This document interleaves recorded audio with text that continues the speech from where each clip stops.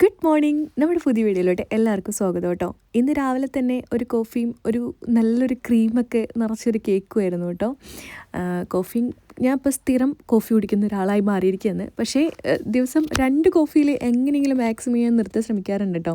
എനിക്കങ്ങനെ കോഫി കുടിക്കുന്ന ശീലമോ ചായ കുടിക്കുന്ന ശീലമൊന്നും ഉണ്ടായിരുന്നില്ല. പക്ഷേ ഇവിടെ വന്നതിനെ പറ്റിയാണ് ഇങ്ങനത്തെ ശീലങ്ങളൊക്കെ വന്നു തുടങ്ങിയത്. ഇന്ന് നമുക്ക് റാബിറ്റിൻ്റെ സ്റ്റൂ ആണ് കേട്ടോ. ഇതിവിടെ സ്ലോ കുക്ക് ചെയ്യുന്നൊരു സംഭവമാണ്. ഇതിനകത്ത് വേറെ പ്രത്യേകിച്ച് ഇൻഗ്രീഡിയൻസോ ഉപ്പ് അങ്ങനെയൊന്നുമില്ല. പക്ഷേ റാബിറ്റിൻ്റെ സ്റ്റൂ നല്ല ടേസ്റ്റാണ്. എനിക്കിവിടുത്തെ സ്റ്റൂസ് എല്ലാം ഭയങ്കര ഇഷ്ടമാണ്. ചെറിയൊരു ഗ്രോസറി ഷോപ്പിങ്ങിന് പോയിട്ടുണ്ടായിരുന്നു. അത്യാവശ്യമുള്ള കുറച്ച് സാധനങ്ങൾ മേടിച്ചു. ഇത് ഞാൻ കഴിഞ്ഞ ദിവസം പോയപ്പോൾ ഒരു റെസ്റ്റോറൻറ്റിൽ പോയപ്പോൾ അവർ കോഫിയുടെ ഒപ്പം തന്നായിരുന്നു കേട്ടോ. അപ്പോൾ അത് കണ്ടപ്പോൾ ഞാൻ അതങ്ങ് എടുത്തതാണ്. എനിക്ക് ഭയങ്കര ഇഷ്ടപ്പെട്ടിട്ട് പൊട്ടറ്റോ കുറച്ച് പുഴുങ്ങാൻ വേണ്ടിയിട്ട് എടുത്ത് വെച്ചിട്ടുണ്ട്. പിന്നെ അതുപോലെ തന്നെ നാട്ടിൽ നിന്ന് ഞാൻ കൊറിയർ കൊണ്ടുവന്ന കൂട്ടത്തിൽ ഉണക്കമീനും കൊണ്ടുവന്നിട്ടുണ്ടായിരുന്നു കേട്ടോ. പക്ഷേ ഞാൻ വീഡിയോയിൽ അത് കാണിച്ചിട്ടുണ്ടായിരുന്നില്ല. ഉണക്കമീനും കൊണ്ടുവരായിരുന്നു. അപ്പോൾ ഉണക്കമീൻ കൊണ്ടുവന്നിട്ടുണ്ടായിരുന്നു. കുറച്ചെടുത്തിട്ട് ഞാൻ ബാക്കിയെല്ലാം ഫ്രിഡ്ജിലാട്ടോ വെച്ചിരിക്കുന്നത്. ഇതെടുത്ത് കുറച്ച് നേരം വെള്ളത്തിലിട്ടിട്ട് ഇതിൻ്റെ തൊലി കളഞ്ഞ് വറുത്തെടുത്ത് വെച്ചിട്ടുണ്ടെങ്കിൽ 2-3 ദിവസത്തേക്കുള്ള അറിയാമല്ലോ. പിന്നെ ഇന്നലത്തെ ചോറ് കുറച്ച് ബാലൻസ് ഉണ്ടായിരുന്നു. അത് ഞാനൊരു പാത്രത്തിലോട്ടാക്കി കുറച്ച് സവാളയും കുറച്ച് പച്ചമുളകും പിന്നെ കുറച്ച് കറിവേപ്പിലയും കുറച്ച് ഇഞ്ചിയും കൂടി അരിഞ്ഞ് അതിനകത്തോട്ടിട്ടു.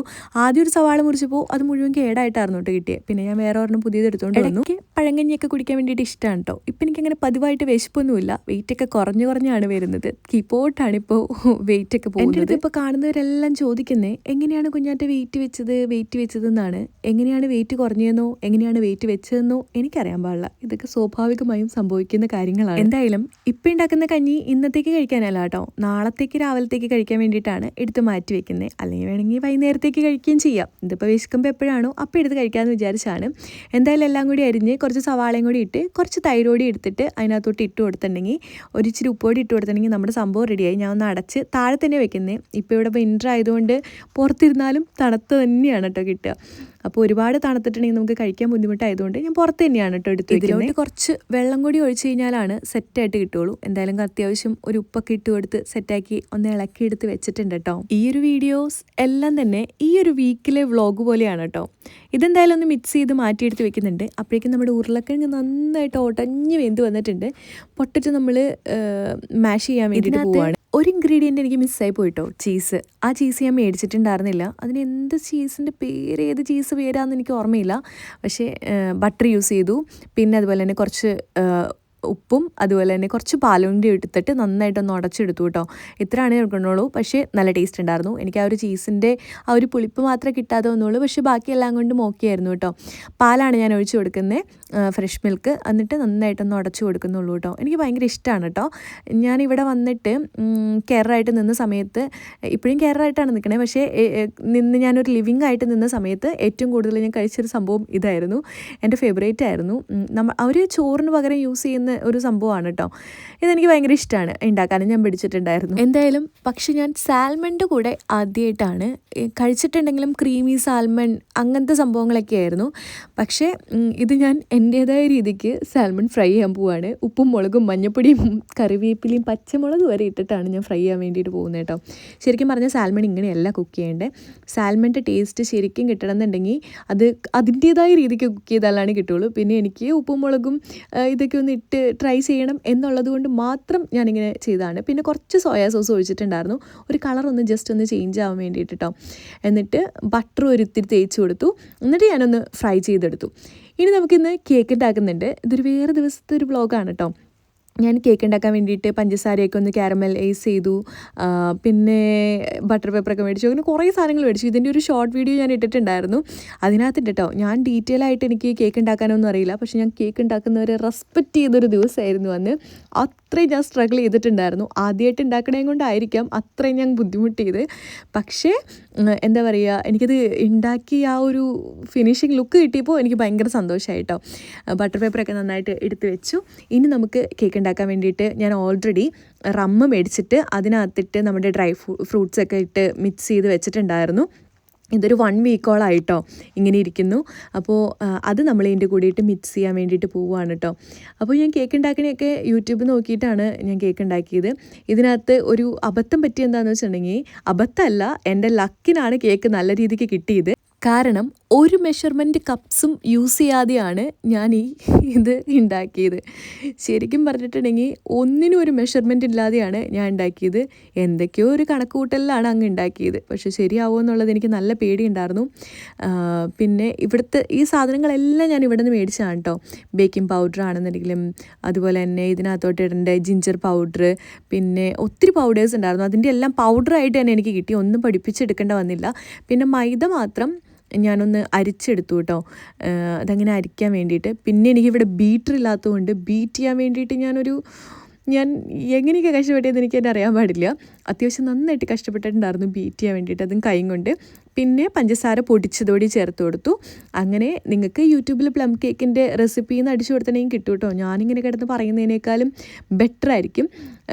അതിനകത്താകുമ്പോൾ കറക്റ്റ് നിങ്ങൾക്ക് പ്ലം കേക്ക് ഉണ്ടാക്കുന്നത് കിട്ടുമല്ലോ. വെറുതെ ഞാൻ ഈ വലിച്ച് നീട്ടിക്കൊണ്ട് പറയേണ്ട ആവശ്യമില്ല. പക്ഷേ ഇത് ബേക്ക് ചെയ്യാൻ വേണ്ടിയിട്ടൊരു 45 മിനിറ്റ്, അല്ലാതെ എനിക്കിതൊന്ന് സെറ്റ് ചെയ്തെടുക്കാൻ വേണ്ടിയിട്ട് അത്യാവശ്യം ഒരു സമയം എടുത്തിട്ടുണ്ടായിരുന്നു. ഫുഡൊക്കെ ഉണ്ടാക്കാൻ എനിക്ക് നേരത്തെ നല്ല ഇഷ്ടമായിരുന്നു. ഇപ്പം എന്താണെന്ന് അറിയാൻ പാടില്ല, കുറച്ച് നാളായിട്ട് എനിക്ക് ഭയങ്കര മടിയാണ് കേട്ടോ. ഉണ്ടാക്കാൻ ഭയങ്കര മടിയാണ്. ഇങ്ങനെ മനസ്സിൽ വിചാരിക്കും അതുണ്ടാക്കാം ഇതുണ്ടാക്കാമെന്ന്. പക്ഷെ എനിക്ക് ഉണ്ടാക്കാൻ ഭയങ്കര മടിയാണ്. എന്താ പറ്റിയെന്ന് അറിയാൻ പാടില്ല.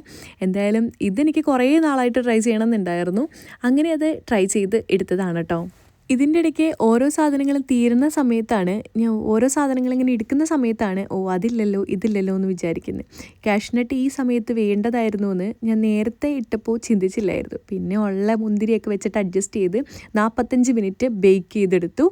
നല്ല സെറ്റായിട്ട് കിട്ടിയിട്ടുണ്ടായിരുന്നു. കുറച്ച് കളറൊന്ന് ലൈറ്റായിരുന്നു, ഡാർക്കായിട്ടുണ്ടായിരുന്നില്ല. അതിന് മുകളിൽ കുറച്ചും കൂടി ഒന്ന് റം അയച്ചു കൊടുത്തു. ഈ റം അയച്ചു കൊടുക്കണേ എന്തിനാന്ന് വെച്ചിട്ടുണ്ടെങ്കിൽ ലാസ്റ്റ് ചെയ്യാൻ വേണ്ടിയിട്ടാണ് കേട്ടോ. പിന്നെ ഞാൻ ആ ഷോർട്സൊക്കെ എടുത്ത് വീഡിയോസൊക്കെ ഇട്ടിട്ടുണ്ടായിരുന്നു. അത് കഴിഞ്ഞ് ഇന്ന് ഞാൻ എൻ്റെ ഒരു ഷർട്ട് കിയാബിയിൽ നിന്ന് മേടിച്ചൊരു ഷർട്ടായിരുന്നു. മീൻസ് ഞാനിത് ഇറ്റലി പോയ സമയത്ത് ഇട്ട ഷർട്ടാണ് കേട്ടോ. നല്ല ലൂസാണ്. അത് ലാർജായിരുന്നു. എനിക്ക് വേണ്ടത് എക്സ്ട്രാ സ്മോളാണ്. അപ്പോൾ അതിൽ നിന്ന് ഞാനൊന്ന് കട്ട് ചെയ്തൊന്ന് ചെറുതാക്കാമെന്ന് വിചാരിച്ചാണ് കേട്ടോ. അങ്ങനെ ഞാൻ ചെറുതാക്കി എടുത്തിട്ടുണ്ട്. പക്ഷേ എവിടേക്കും എന്തൊക്കെയോ ഒരു മിസ്റ്റേക്ക് പോലെ ഫീൽ ചെയ്തായിരുന്നു കേട്ടോ. കാരണം ഇത് ലാർജ് സൈസ് നമ്മൾ ഷോൾഡർ ഞാൻ വെട്ടി ചെറുതാക്കി. ഷോൾഡർ എനിക്ക് ഭയങ്കര വലുതായിരുന്നു, അത് ഞാൻ വെട്ടി ചെറുതാക്കി. പിന്നെ അതുപോലെ തന്നെ ടോപ്പിൻ്റെ കൈയുടെ ഭാഗത്തും ഒന്ന് വെട്ടി ചെറുതാക്കിയിട്ടുണ്ടായിരുന്നു കേട്ടോ. അപ്പോൾ അതൊക്കെ സെറ്റ് ചെയ്യാൻ വേണ്ടിയിട്ടായിരുന്നു. പിന്നെ ഒരു പാൻറ്റ് ശരിയാക്കാനുണ്ടായിരുന്നു, അതെല്ലാം ഞാൻ സ്റ്റിച്ച് ചെയ്തെടുത്തിട്ടുണ്ടായിരുന്നു. ഇടയ്ക്കിടയ്ക്ക് എന്തെങ്കിലുമൊക്കെ സ്റ്റിച്ച് ചെയ്യാൻ കിട്ടുകയാണെങ്കിൽ ഞാൻ ഭയങ്കര ഹാപ്പിയാണ് കേട്ടോ. എനിക്ക് സമയം പോകണം ഞാൻ അറിയത്തേ ഇല്ല. കുറേ ക്ഷമ വേണം സ്റ്റിച്ച് ചെയ്യുന്നവർക്ക്, അത് സ്റ്റിച്ച് ചെയ്യുന്നവർക്കറിയാം. പിന്നെ ഞാൻ എവിടെയാണ് ഡിപ്ലോമ ഇൻ ഫാഷൻ ഡിസൈനിങ് പഠിച്ചിട്ടുണ്ടായിരുന്നതെന്ന് എല്ലാവരും എൻ്റെ അടുത്ത് ചോദിക്കുന്നുണ്ട്. ഞാൻ എസ്ടെക് എന്ന് പറഞ്ഞ് തിരുവല്ലയിലുള്ളൊരു ഇതിലാണ് കേട്ടോ, ഇൻസ്റ്റിറ്റ്യൂട്ടിലാണ് പഠിച്ചിട്ടുണ്ടായിരുന്നത്. പക്ഷേ ഞാനത് ഓൺലൈനായിട്ടായിരുന്നു പഠിച്ചിട്ടുണ്ടായിരുന്നത്. അതിൻ്റെ വീഡിയോസ് ഞാൻ നെക്സ്റ്റ് വീഡിയോയിൽ ഇടാം കേട്ടോ. അങ്ങനെ ഈ ഷർട്ടിൻ്റെ ഷോൾഡർ എല്ലാം വെട്ടി കുറച്ച് കൈയൊക്കെ 2 തവണയായി 2 പീസാക്കി എടുത്തിട്ടുണ്ട്. ഇനി ഇതിൽ നിന്നൊന്ന് ഷോർട്ടാക്കണം. കൈക്ക് നീളക്കുറവൊന്നുമില്ല, കൈ നീളമൊക്കെ എനിക്ക് കറക്റ്റായിരുന്നു. കാരണം എൻ്റെ കൈക്ക് അത്യാവശ്യം നീളമൊക്കെ ഉണ്ട്. പക്ഷേ വണ്ണമില്ലാത്തത് കൊണ്ടുള്ളൊരു ഇതായിരുന്നു കേട്ടോ. പിന്നെ അതൊക്കെ ഒന്ന് സെറ്റാക്കി എടുത്തിട്ടുണ്ടായിരുന്നു. ഈ ഷർട്ട് ഞാൻ അങ്ങനെ അധികം തവണയൊന്നും ഇട്ടിട്ടില്ലെങ്കിലും എനിക്ക് ഭയങ്കര ഫേവറേറ്റ് ആണ് കേട്ടോ. ഭയങ്കര ഇഷ്ടമാണ് ഇതിടാൻ. എന്താണെന്നറിയാൻ പാടില്ല, എനിക്കിത് ഭയങ്കര ഇഷ്ടമാണ്. പിന്നെ അതുപോലെ തന്നെ ഇതിൻ്റെ മെറ്റീരിയൽ ഭയങ്കര ഇഷ്ടമാണ്. എനിക്ക് തോന്നുന്നു കിയാബിയിൽ നിന്നാണ് ഞാൻ മേടിച്ചതെന്ന്. ഇവിടുത്തെ ഒരു ഷോപ്പിൽ നിന്നാണ് കേട്ടോ മേടിച്ചത്.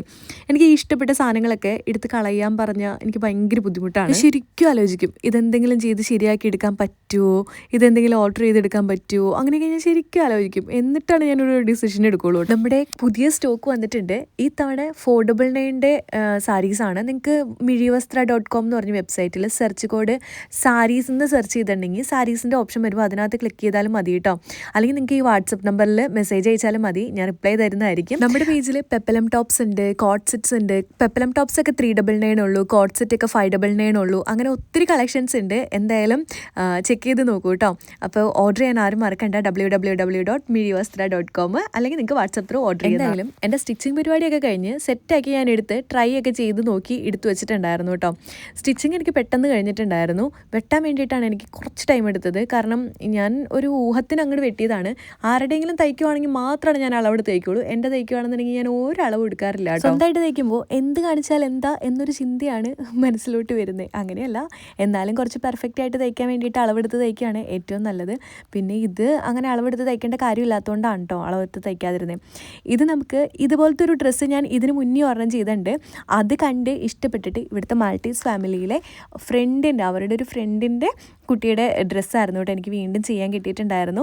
അത് ഞാൻ ചെയ്തു കൊടുത്തു. എനിക്ക് അത്യാവശ്യം നല്ലൊരു ഗിഫ്റ്റും കിട്ടിയിട്ടുണ്ടായിരുന്നു. ഇങ്ങനെ എന്തെങ്കിലുമൊക്കെ ഇങ്ങനെ ചെറുത് ചെയ്തുകൊണ്ടിരിക്കണതാണ് കൂടുതൽ ഇഷ്ടം. അതുകൊണ്ട് ഞാനിങ്ങനെ ചെയ്തുകൊണ്ടിരിക്കും. ഒരു കാര്യം ചെയ്ത് അത് സക്സസ് ആയിട്ട് കിട്ടുമ്പോൾ ഭയങ്കര സന്തോഷമായിരിക്കും കേട്ടോ. ഇത് ഞാൻ ഓരോ ബൾബും ആയിട്ടാണ് ഇങ്ങനെ, അതായത് ഓരോ ബൾബിനും ഓരോ നോട്ട് ഇട്ടിട്ടാണ് ചെയ്തിരിക്കുന്നത്. അതുകൊണ്ട് അത്യാവശ്യം നല്ല സമയം എടുത്തിട്ടുണ്ടായിരുന്നു. ഇത് ചെയ്ത് കഴിഞ്ഞപ്പോഴേക്കും നല്ല രസമാണ് കേട്ടോ കാണാൻ വേണ്ടിയിട്ട്. ലൈറ്റൊക്കെ ഓഫ് ചെയ്തിട്ട് ഇരുട്ടത്ത് കാണാനാണ് കൂടുതലും ഭംഗി. ഏകദേശം ഒരു 4-4.5 മീറ്ററോളം ഉണ്ട് കേട്ടോ ഈ ഒരു LED ബൾബ്. നെറ്റിലായതുകൊണ്ട് ഇത് ചിലതൊന്നും പിടിച്ചിട്ടുണ്ടാവില്ല കേട്ടോ. അപ്പോൾ ഞാൻ ആദ്യം ഒന്ന് മടക്കി വെച്ചു. അത് കഴിഞ്ഞിട്ട് ഞാൻ ഒന്നുകൂടി ചിന്തിച്ചു, ദൈവമേ ഒന്ന് ചെക്ക് ചെയ്ത് നോക്കിയേക്കാം എന്ന് വിചാരിച്ച് ഒന്നുകൂടി ചെക്ക് ചെയ്ത് നോക്കിയപ്പോൾ അതിനകത്ത് ഒരെണ്ണം വിട്ടിട്ടുണ്ടായിരുന്നു. കാരണം ഈ നെറ്റിലായതുകൊണ്ട് നമ്മൾ എത്ര നോട്ട് ഇട്ടാലും ചിലപ്പോൾ ആ നെറ്റിൻ്റെ ഉള്ളിൽ കൂടി ഇങ്ങനെ കടന്നു വരും. അപ്പോൾ ഇത്തിരി വലിയ നോട്ട് ഇട്ട് കൊടുക്കണം. അപ്പോൾ ചിലത് ചെറുതായി പോയിട്ടുണ്ടായിരുന്നു കേട്ടോ. അപ്പോൾ അത് ഞാൻ വിട്ടുപോയത് ഞാൻ ഒന്നുകൂടി ഒന്ന് റീചെക്ക് ചെയ്തിട്ട് ഒന്നുകൂടി ഒന്ന് സ്റ്റിച്ച് ചെയ്ത് കൊടുത്തിട്ടുണ്ടായിരുന്നു. അപ്പോൾ ഇന്നത്തെ ഒരു സന്തോഷം ഇത്രയൊക്കെ ഉള്ളൂ. ഏകദേശം ഇന്നത്തെ മാത്രമല്ല കേട്ടോ, ഞാൻ 2-3 ദിവസത്തെ വീഡിയോസ് എല്ലാം കൂടിയിട്ട് ഒരുമിച്ചിട്ടൊരു വീഡിയോ ആണ്. മിക്ക വീഡിയോസും ഇപ്പോൾ അങ്ങനെയൊക്കെ തന്നെയാണല്ലോ. അപ്പോൾ എന്തായാലും ഇന്നത്തെ വീഡിയോ ഏകദേശം ഇത്രയൊക്കെ ഉള്ളൂ. വീഡിയോ ഇഷ്ടപ്പെട്ടാൽ ലൈക്ക് ചെയ്യുക, ഷെയർ ചെയ്യുക, സബ്സ്ക്രൈബ് ചെയ്യുക. പിന്നെ അതുപോലെ തന്നെ കൂടുതൽ ഞാൻ ഡീറ്റെയിൽസും കാര്യങ്ങളൊക്കെ ആയിട്ടുള്ള ഞാൻ ഈ പഠിച്ചതിൻ്റെ ഡീറ്റെയിൽസും കാര്യങ്ങളൊക്കെ ഞാൻ ഇടാം കേട്ടോ. അത് ഞാൻ അടുത്ത വീഡിയോയിൽ എന്തായാലും ഇടുന്നതായിരിക്കും. ഞാൻ ഓൺലൈനായിട്ട് പഠിച്ചുകൊണ്ട് എനിക്ക് എന്താ പറയുക, അത്യാവശ്യം നല്ല ക്ലാസ്സസ് ആയിരുന്നു എനിക്ക് കിട്ടിയിട്ടുണ്ടായിരുന്നത്. പിന്നെ എനിക്ക് ബേസിക് ആയിട്ടുള്ള സ്റ്റിച്ചസ് എനിക്ക് അറിയാമായിരുന്നു. പിന്നെ ഇത് കഴിഞ്ഞിട്ട് ഒരു ക്ലോത്തിങ് സ്റ്റോറിൽ പോയിട്ടുണ്ടായിരുന്നു കേട്ടോ. ഇവിടെ തന്നെ മാൾട്ടയിൽ തന്നെയുള്ള JB സ്റ്റോർ എന്ന് പറഞ്ഞ സ്റ്റോറിൽ പോയിട്ടുണ്ടായിരുന്നു. അവിടെ ഞാൻ ഒത്തിരി കളക്ഷൻ കണ്ടു. പക്ഷേ എനിക്ക് വീഡിയോസ് ഒന്നും എടുക്കാനുള്ള ഒരു സാഹചര്യം ഉണ്ടായിരുന്നില്ല. അല്ലെങ്കിൽ ഞാൻ വീഡിയോസൊക്കെ എടുത്തിട്ടുണ്ടായിരുന്നേനെ.